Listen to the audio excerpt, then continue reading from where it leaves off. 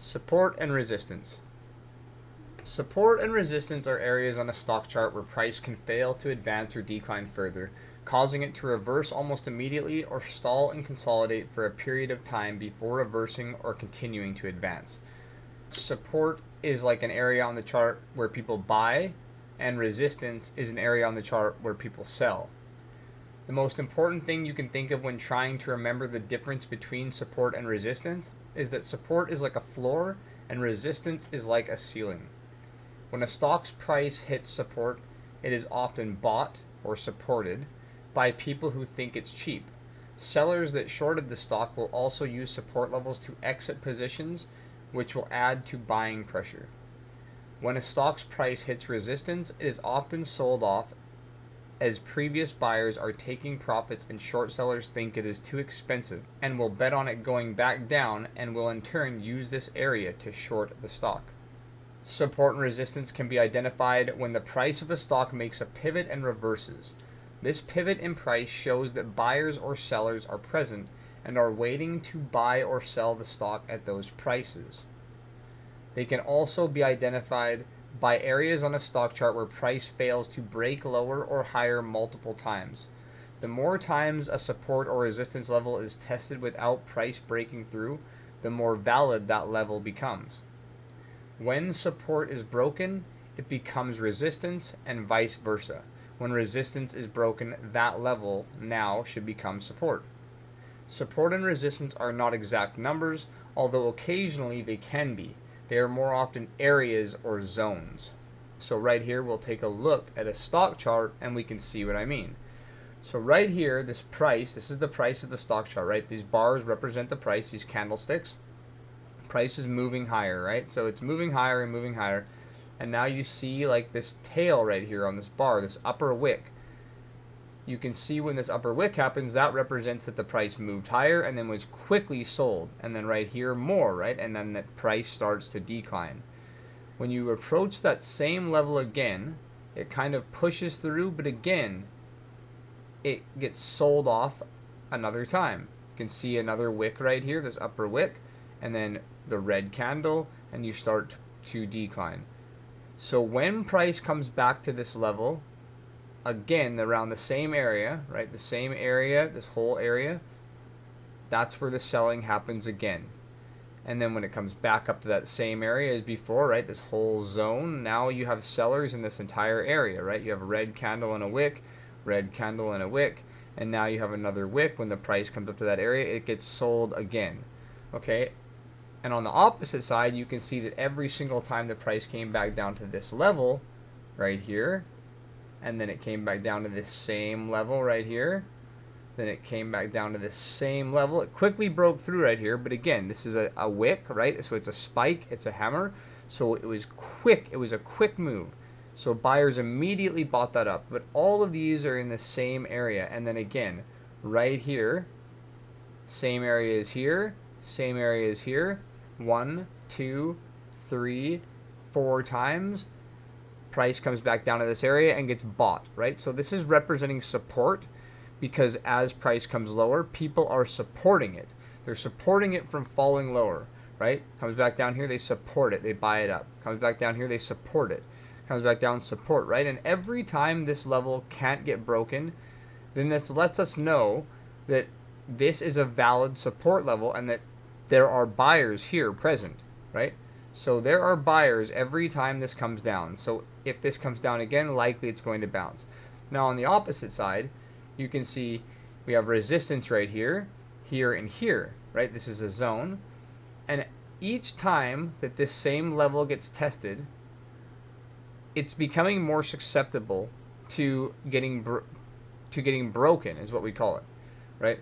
It's getting more susceptible to price being able to move through it because more and more selling is absorbed, and eventually the sellers are going to give up and there's going to be more buyers than sellers present and price is going to move higher, right? All of this is just based on supply and demand. When this comes down to this level, there's a demand for the stock, and that's why it's bought up. And each time the support level is tested, it becomes stronger if price moves off of it. But each time the resistance level is tested, it becomes weaker. And why is that? The reason is because the stock is in an uptrend. Since the stock is already moving higher, and we can assume that the stock is strong, okay, that price is trying to continue in the direction of the trend that's already been developed. Since this is already moving higher and making higher highs and higher lows, we can say that it's starting to trend higher, right? This is an upward trend. And as it starts to trend higher, then more than most of the time, when support levels are developed, price will often move back in the direction of the trend, right? Until we get to a certain point, and then it will sell off. But for the most part, prices try to move back in the direction of the trend, right? So when they break these resistance areas, that's what they're more likely to do. After this goes on a big run, it starts to get a little bit tired, right? Because it's been moving for so long, it really hasn't pulled back.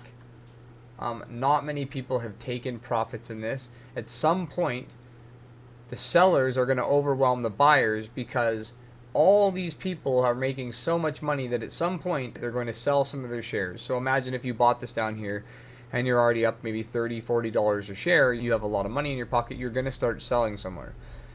What happens is when they start selling, more sellers and more people that bought this up over here, and even people that bought this up here, start to get scared. They start to get scared that the price is not going to go any further and it's going to come back down, and they start selling together. So when price comes back up to this area, the same thing happens. People that didn't get the chance to sell back here now have an opportunity to sell, and so they start selling and piling in again right here. And as this goes lower, people get scared and it continues to move lower. Since there is no support level really developed yet, we have to wait for it to put in some sort of pivot and confirm support.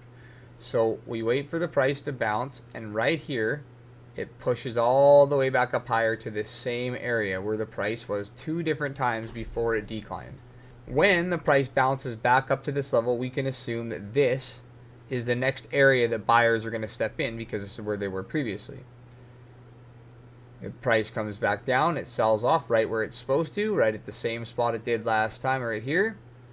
Pulls back lower, it gets supported, buyers step in, comes back into that area, and then it gets sold off.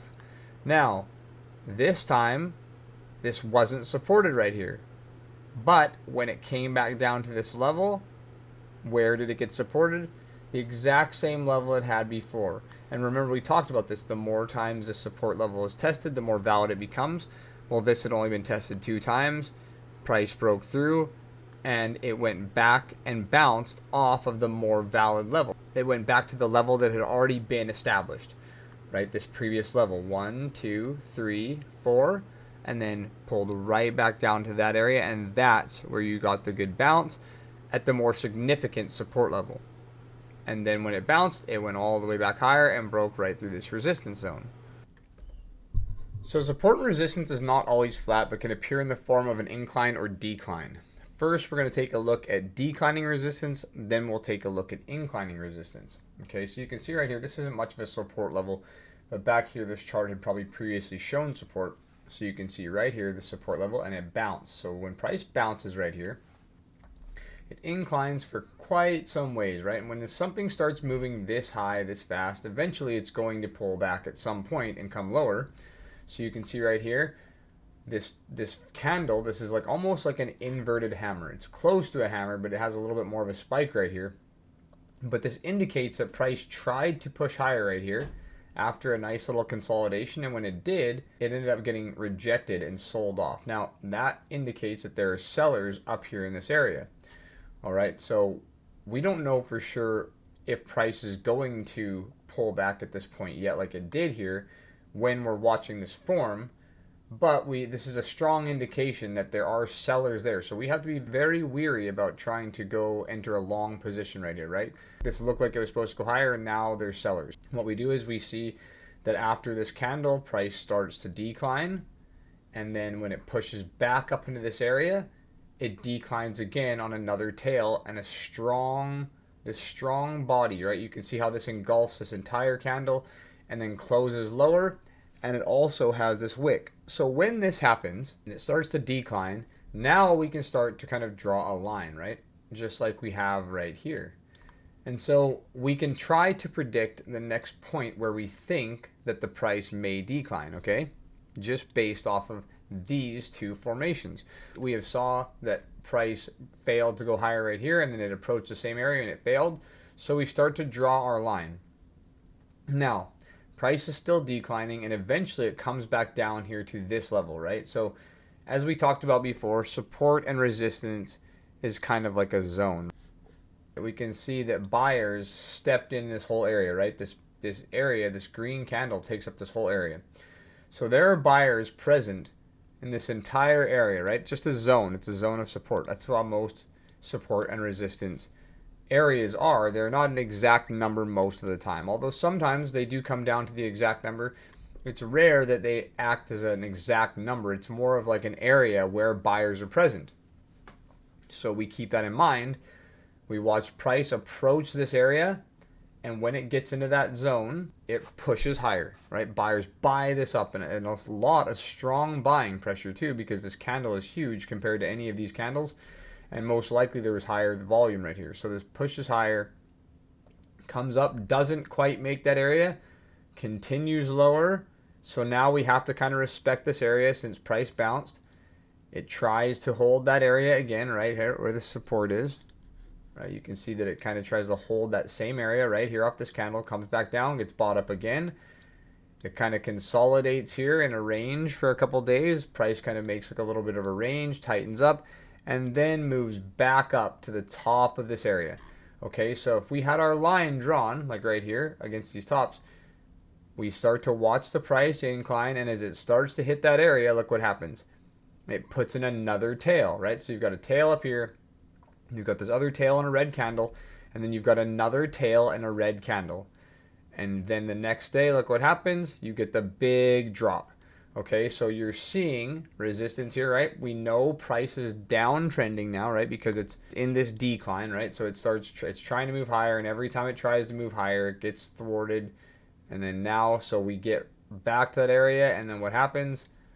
People predict that this is going to sell because every other time it comes up that area, it sells off.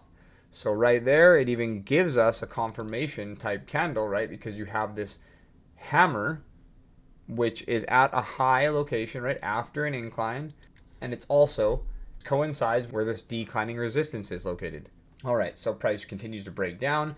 Now that it's tested this support area 3 times, 1, 2, 3, we can see this heavy pressure coming in. Price breaks down. Now, when resistance is broken, it should become support most of the time. And when support is broken, it usually becomes resistance, right? Even if it's temporary, most of the time it does. So you can see right here, this was a prior support level, right? Price came down to this area. It wasn't exact, but it was area. And then when it breaks through, right, this isn't considered a support area yet because it's only bounced there once. We don't know if this is just going to bounce for a couple days and keep going. So we have to wait to see what happens here, to see if price bounces off this level again to establish it. At this point, this support level has been broken. All right, so now we're looking where is the next spot where the selling is going to happen. It pushes back up into that area, and you can see this was prior support. Now, price comes right back up in that area, and this is where the selling happens, right? You get this red candle, and it starts to come back down. All right, it tries to push through that area again. And again, this is just an area, and it comes right back up to the bottom of these candles, which previously was that acted as this support level right here that price bounced off of. So it broke through this level temporarily, kind of got rejected right there, and then pushed through again, and instantly when it came back down here, so this resistance level, which was support, now confirms that this is an actual resistance level, and you get this big engulfing selling candle, right? So you can see how this works is that resistance becomes support, and support can become resistance. Now what happens? Price comes back down to this area, kind of holds, and then now we've got this little base, and it starts to bounce, and look where it pushes back up to, right here to this same level. And when it hits this level, which is actually now, you have this resistance line that where it actually coincides with that resistance line, and as well as with this resistance zone now, right? So you can see since that was support, now it becomes resistance, pushes right back up into the area. So you've got resistance on the decline and resistance coming across, which was support, and then you get the next move down, right? It comes back up in this area, close to this line, you get a selling, comes back up, and probably sells again, right? So that's a somewhat of how resistance works, right? Resistance is just a ceiling. It's a ceiling that is stopping price from moving any higher. And what we are trying to do, we're trying to identify the ceiling as a good area to sell or short the stock. Or if we took a position long right here and we wanted to move back up to this level, this is an area where we're looking to take profits and probably exit our position, or at least some of it, because we know that previously this area has shown that it's resistance. Now let's take a look at inclining support and inclining resistance, okay? We can see that this level right here, this is the first spot that the price bounced off of. Comes back down into this area, right? This is just a zone. We talk about that. It bounces. So we can say that this level so far is support, this area. We watch this price moves higher, comes up into the zone, okay? So it starts to kind of sell right here, pushes up higher, starts to sell, okay? Now that we have these two higher pivots, we can start to make our resistance line. And remember, this isn't a zone. It can kind of push a little bit higher. So then we come back up again. We have this like area right here. And then price tries to push higher and it can't. And then finally comes back down. Now we're waiting to see the next level. So as this pushes back down, we can see price bounces right here. Since price is inclining, right? It broke this high, which was previous resistance. It broke that high. Then now we're in an incline. So when we're in an inclining market, it's an uptrend. We can usually sell these to get back down to some sort of support level. But what we're trying to do in an uptrend is we're trying to buy the dips, right? We're trying to buy these low areas like this so that hopefully we can get the move higher. Okay, so there are times when you can short these high points in bullish type markets or in uptrends. But most of the time, you want them to be very, very extended away from support so that you have a lot of room back lower to support. So we can see right here, price bounced, all right, bounced there again. So now that price is bounced and sort of moving away from this area like this, we can start drawing our line. All right, when you draw the line, you get this point all the way to here, right? So now you've got this inclining support level. So you have areas where you think price can sell the next time it gets up there. And then we have areas where we think price can buy next time it gets down to that area. And that's this line right here, right? This inclining support level for buys. So if we were watching this chart, studying it, and we could only see up to this area right here, right? And we couldn't see any of this because it's just not there yet, hasn't formed. All right, so we're looking now, we've got this figured out. So now our next move is either to sell the high when price approaches there or to buy a low point when price comes back to this area. All right, so we wait. You can see right here, this actually made a nice little double bottom, right? This is called a double bottom. It tested the area 2 times, and then you could actually have bought this right here, right? Even though this level wasn't completely formed yet, but once you started moving away, you can put this line right there. You can see it couldn't break. As it moved back over, you could buy that in the attempt to buy the dip to get the move back up to this resistance level, which could be like right here, right? Or anywhere. So what you do is you buy this long and you wait. And you're looking for a spot to sell this to take profits before it falls back lower, or you're looking for a spot to sell it to actually get the move lower, all right? Or you're looking for spots to buy it, right? Still to add to your position or to buy. So we wait and let's see what happens. So we watch the price. We have our lines identified, our areas on the charts we think is resistance. All right, so far if we're in this trade, we're waiting and we're just watching it go higher, right? And we're waiting for this area to get hit somewhere around that area. This gets close, but it never hits that area. It starts to pull back. So now what we do is we start waiting. We start waiting to see if it can hit this line somewhere where we can buy. Comes back lower, comes back lower. Okay, finally it's hit one of our lines again. It got close here, which this could be identified as an area of support since you had this area right here. But let's just say we want to wait for the line to get hit. All right, so here's our line, it comes back, and then right here it hits our line this day. If we don't get in here, we get in just above that candle after we see that it held, and then we are on the move back higher, right? And then we're looking for somewhere to sell this position, okay? If we got in on this dip and we're thinking, okay, where can we sell this? We want to know where to sell. We wait for the upper line to get hit, which is our resistance. And what do? We sell when it hits that point, right? And right here on this day, it hit that point. When it hit that area previously, the next day was always the red weekday. Every time that this price would move up to that area, you can see it was like a green candle, green candle, green candle. Then every time after, this next bearish engulfing, pretty much. This one wasn't a full engulfing candle, but it was still a red candle the next day, and that's where the selling came in. You can see right here, you had this big push, and then you had this red candle. So you could have sold it right there, or you could have waited for it to push up in this area again and sold right there, right? So that's how it kind of works. And then, or if you're waiting to short this thing, you could probably have shorted right there, but you may have got stopped out, and you have to retry again right there. Because now if you shorted it, it may end up finally starting to decline back down to this area again, right? So that's, but if you're in an uptrend, you want to be trading with the trend primarily. Anyways, that's a little bit about inclining support and inclining resistance. Now let's talk about moving averages as support and resistance. We use moving averages to kind of give us an idea of the average price.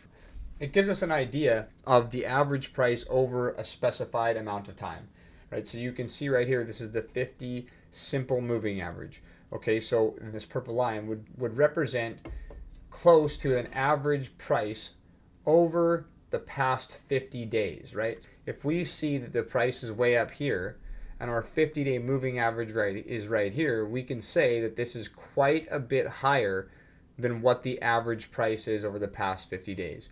When price starts to get too far beyond these average prices, it's like anything else. It's getting a little bit too high, a little bit overpriced, and likely it's going to come back down to your average price at some point. So, in other words, the further away that price gets from this moving average, the more likely it is to retrace back down to that level and test that area again. Okay, so let's take a look at what's going on in this chart. All right, so we can see right here, the price breaks the 50 moving average, shaking out buyers, using it as support, and then quickly breaks back over, confirming it is still valid and remounting the moving average. All right, so you see right here, the price had tested this area once, quickly, after it had been trending, pulled back, hit the 50-day moving average, or very close by it, and then moved higher off of that level. So when it comes back, we want to be watching this area to see if we can get another opportunity to buy at that area at the 50-day moving average. So when it comes back down, you can see that the price blew through the average immediately. And so any type of buyers that were holding this were probably ended up a lot of them selling. And anybody that tried to buy right here at this 50 probably is now underwater. All right, but then it just kind of consolidates here. Right, you can see that this consolidates within this kind of range, right? So it just trades within this range for a good couple weeks, and then when it finally broke back over, you get the move. You get to move higher, and then it pushes back one more time, and then it tests this area, and that's where you get the buy when it broke back over. So if we were trying to trade this, and we were trying to use this moving average as a spot to buy, then obviously right here we're not going to buy because there's no signs of it bouncing off that area. It's already underneath it. And so since it's below the area, we're not going to buy it because it's below the average now, right? That means that the average has not really shown us that it is actually acting as an area of support. So we wait and wait for price to break back over. Now, you could buy that right here on this day when it broke back over the 50-day moving average because it is remounting the average, right? So this was an uptrend. It consolidated for 2 weeks and then broke back over. Likely when this breaks back over, it's going to resume the trend back higher. You're back over the 50-day moving average. It broke over and then it pulled back one more time and then it broke over again. Okay, and you can see when it broke this high right here, that is the confirmation that the uptrend is still intact because it's now making higher highs. All right, so this was a high, it put in this low, and then when it broke this high, it has made a new high. And so that is your confirmation that this area is a buy. But we are more concerned with the 50-day moving average, so we would have probably bought right here on this day or right here on this day. Those were the 2 days that you wanted to buy if you were using the 50-day moving average as support. Okay, so we can see as the price moves back up higher, anytime it comes close to this 50-day moving average, it gets bought back up, right? You can see these little consolidations almost every time. You have another one right here, and then it goes higher. And then it pulls back. It doesn't even give you a consolidation, doesn't even touch the 50. One last time, pulls back, right? And then after it has tested that area and trended for that long, what happens is you have other moving averages, right? So you'll probably have the 200-day moving average, and it could be somewhere down here. And so what happens is, even though this is now close to the moving average, it has moved higher for so long that now you're getting extended off of your long-term moving averages. And at some point, the stock is going to pull back and test those levels. So what happens is finally, when the price breaks through, it bounced one last time, and then it broke here, right? And this time it actually broke. And so what happens is, to support, when you have an area of support, when support is broken, it becomes resistance. And when you have an area of resistance and it is broken, it becomes support. So right now, we're using the 50-day moving average as an area of support, an area where we can buy the stock and ride the move higher.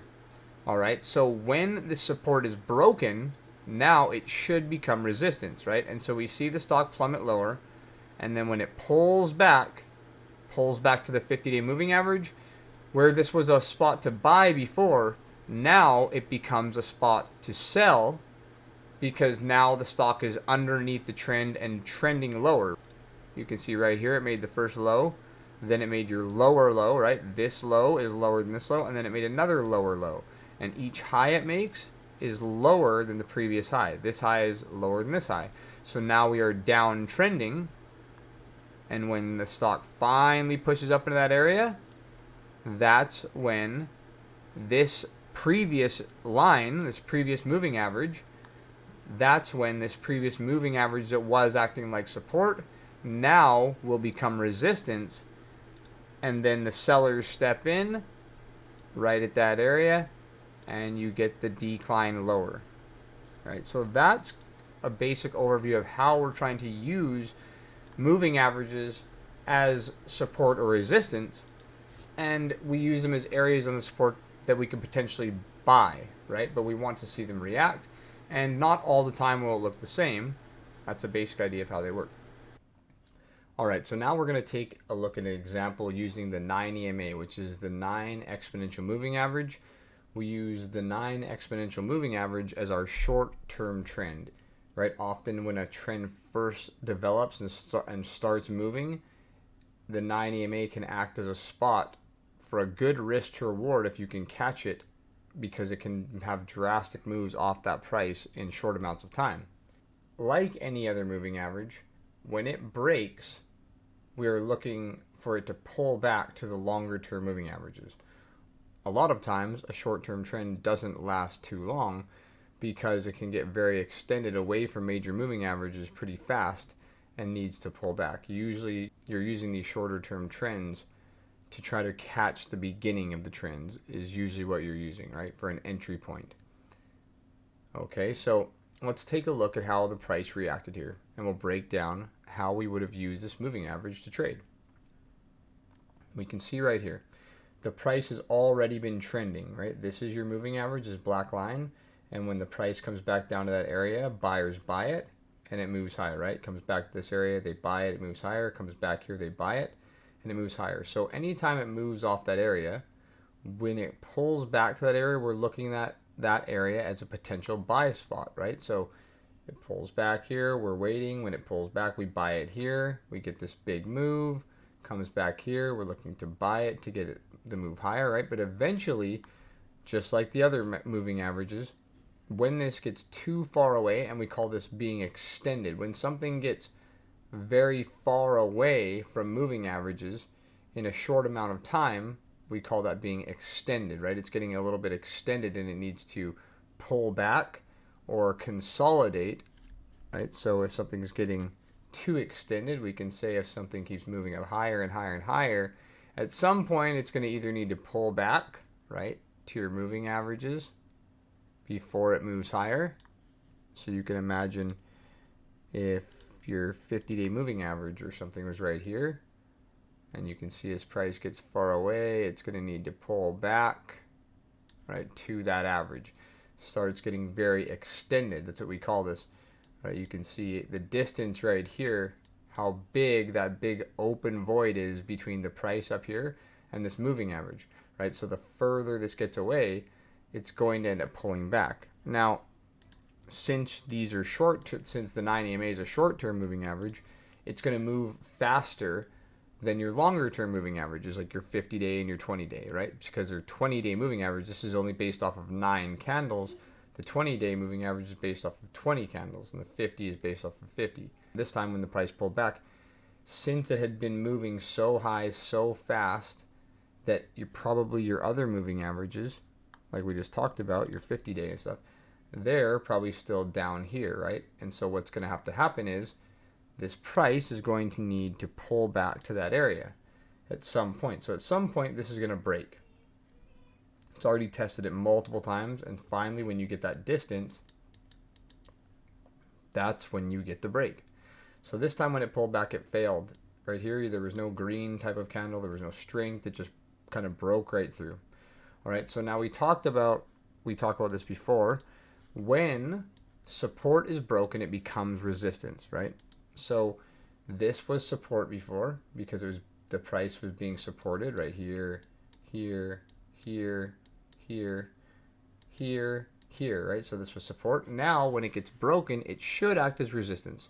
So you can see the price breaks through, it pushes higher, and then right here, this whole area, this line acts as resistance, and then we get the move back lower, right?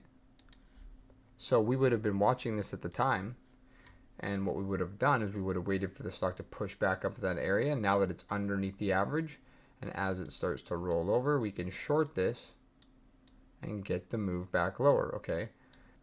Then the price tries to break back through the moving average right here, all right? But since it's still resistance, it pushes back lower, all right? Then it tries again. Actually, it tried again right here, and it tried again.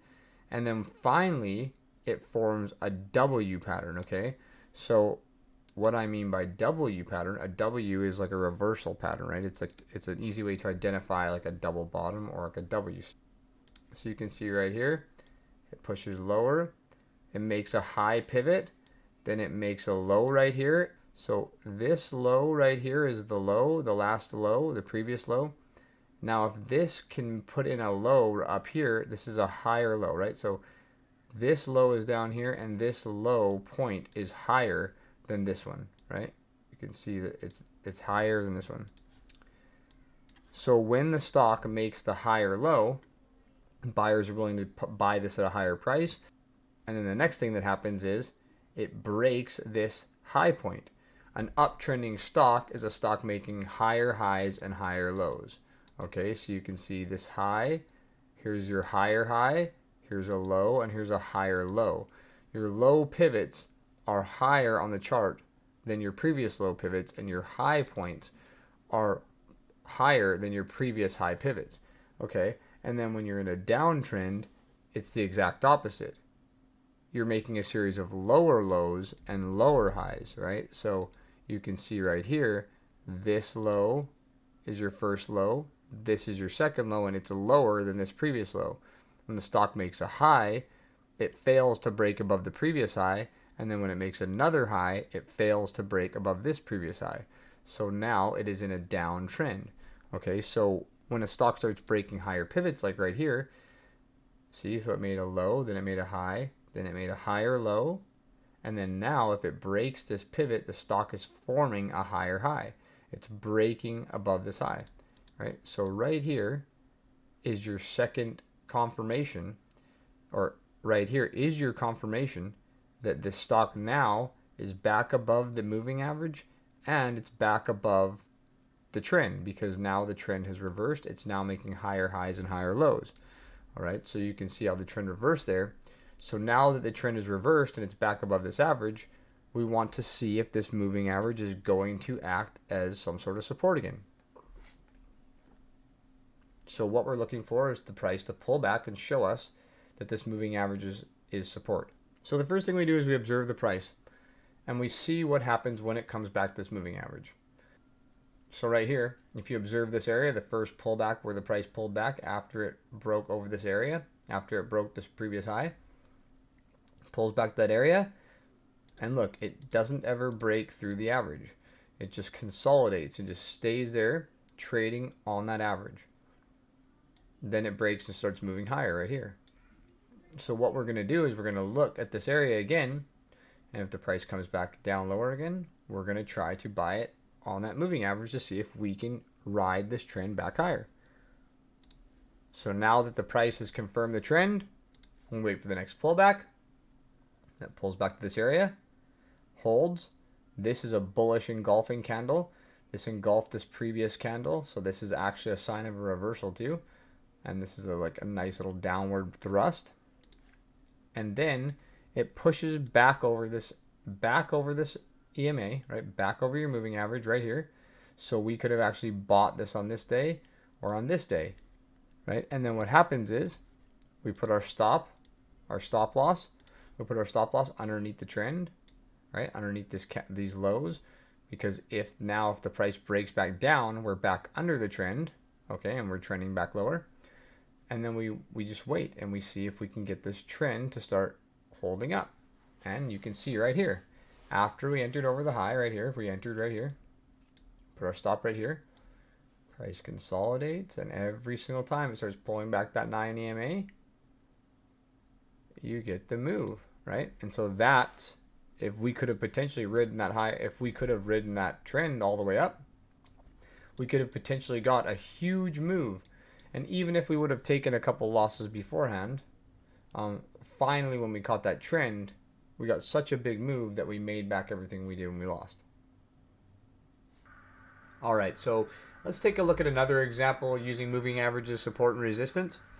Right here in front of us is an example using the 9 EMA. That's the shortest term moving average we use, the 9 exponential moving average. We particularly use it intraday. So this is an intraday chart. These are 5-minute candles. And let's go through how we would use the 9 EMA. This is a gap. Let's take a look at this candle. You can see you had price action beforehand, right? Now, when you look at this right here, there is no price action beforehand, right? It's just empty. So that means that this is probably just a gapping chart.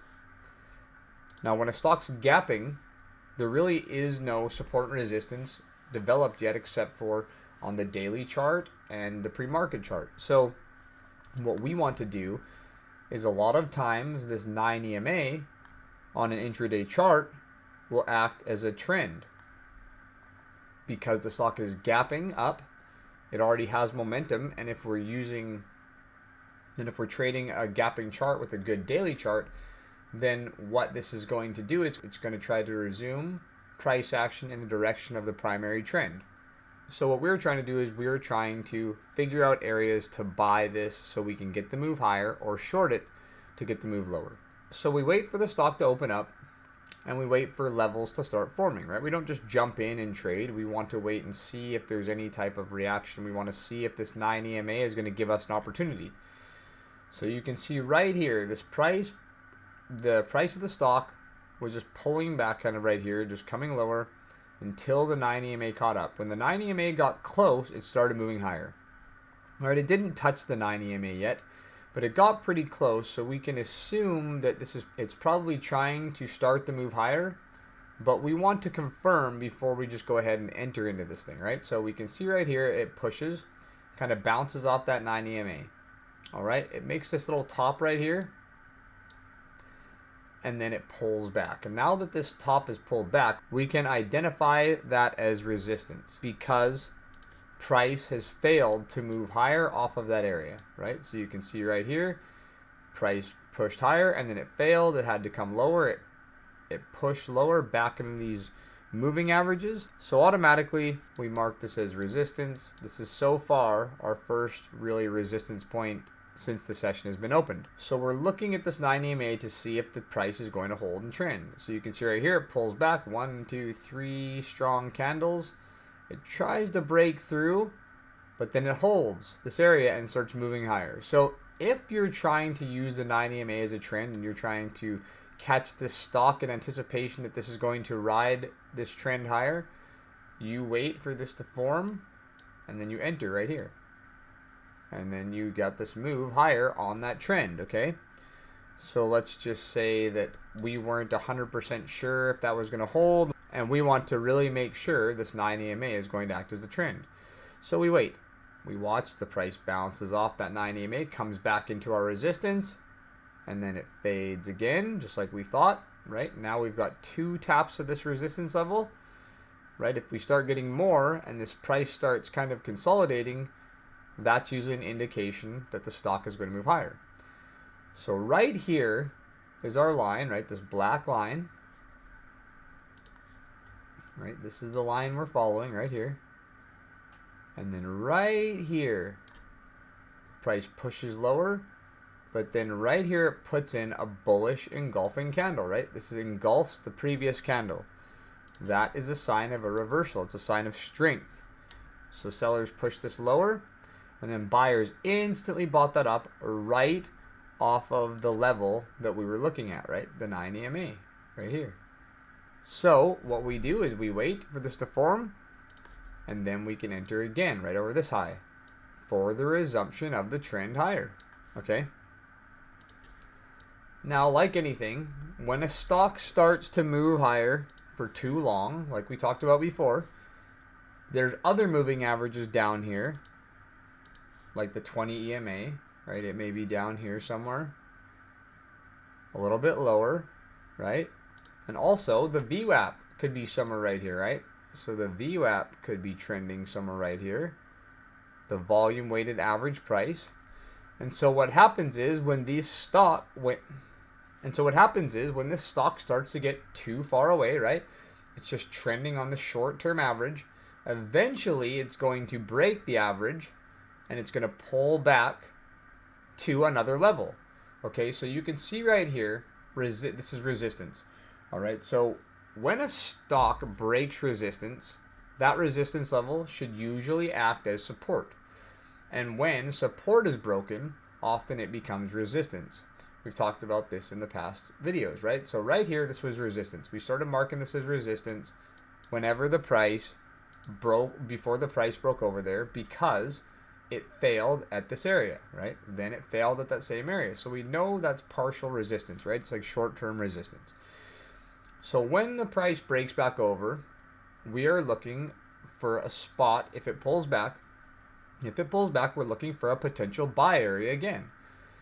So let's say this thing pulls back, and look what happens. This was resistance before, right? You can see this was resistance, and then resistance, when it's broken, becomes support. So where does the stock pull back to?